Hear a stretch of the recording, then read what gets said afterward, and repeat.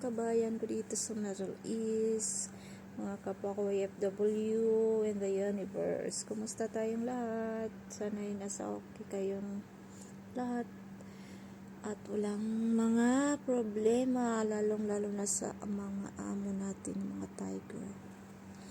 So, nagkaroon ako ng kunting oras para maghiga-higa. Ang sakit ng likod ko, guys. Oh my gosh.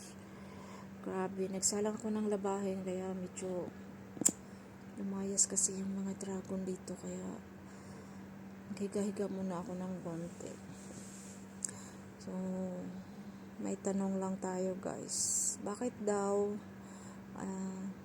iniwan ko yung mga anak ko at nag-alaga ako ng ibang bata?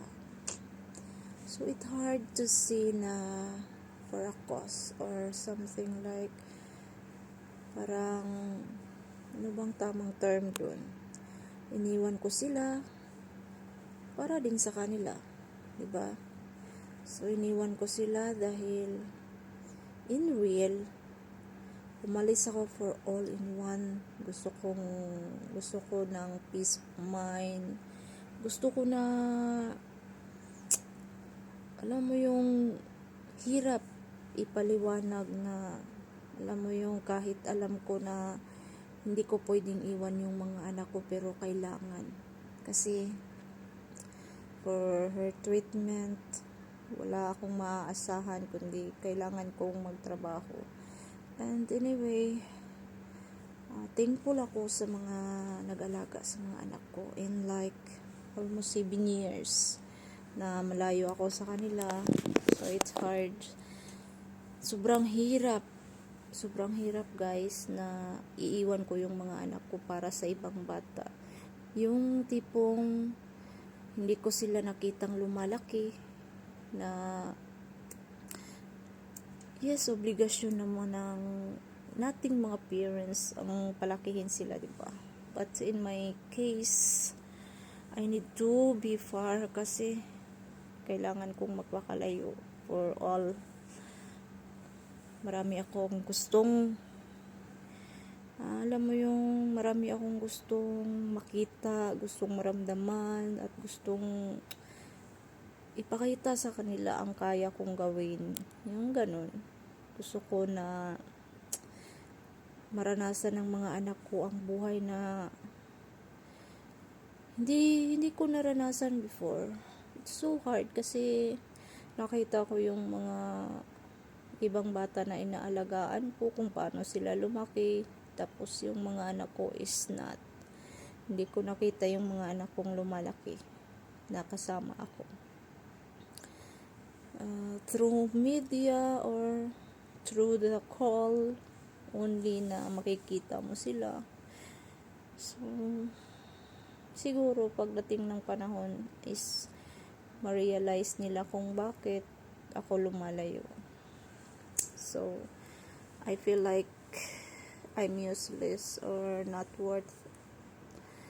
Like, kahit sabihin nila sa akin na bakit ko sila iniwan kasi ganito, ganyan. So, it's their choice na mag-decide.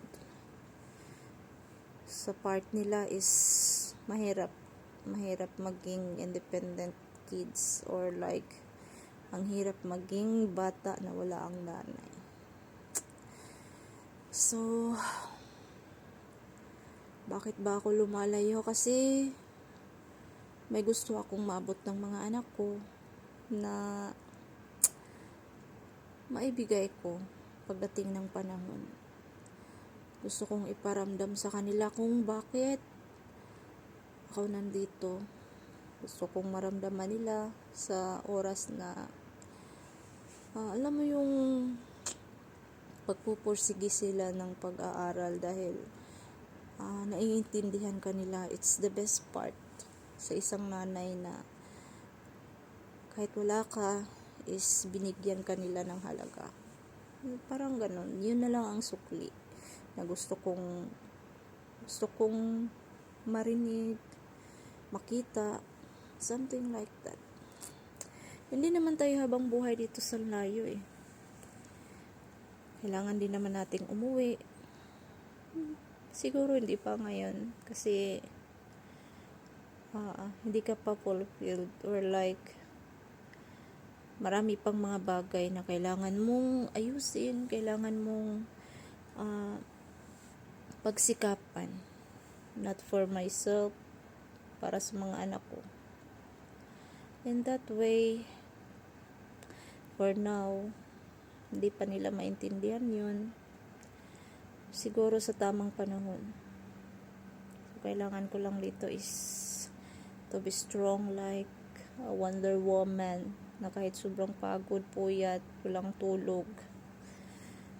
Thanks God kasi pagising ka sa umaga, ibang araw, ibang hamon ng buhay. Lahat ng mga pagsubok naranasan ko, but I'm here to stand. Sana sa mga nanay dyan na lumalayo sa mga anak is maging strong. Maraming mga pagsubok na dumating sa atin, but may anak tayo, di ba? May anak tayo na kinakapitan natin ng ating pangarap at alam mo yung sila ang pinaghuhugutan natin ng lakas. Kasi kung wala sila, why I'm here? Kung wala yung mga anak mo, bakit ka nandito sa malayo? Diba? Sila ang reason bakit ka nagpakalayo para sa kanila. Thanks God kasi sa taas ng panahon is alam mo yung may oras na kailangan mong sumuko, but naalala mo na may anak ka, kailangan mo pala maging malakas para sa kanila. Kahit hindi ko man nakita ang paglaki nila, at least nakayanan ko lahat for them, for all. I hope someday na maintindihan nila ako. Yun lang din naman ang lagi kong dinadasal, na sana darating ang araw na hindi nila isisi sa akin mga bagay na mga mali or something like we are not perfect. Kasi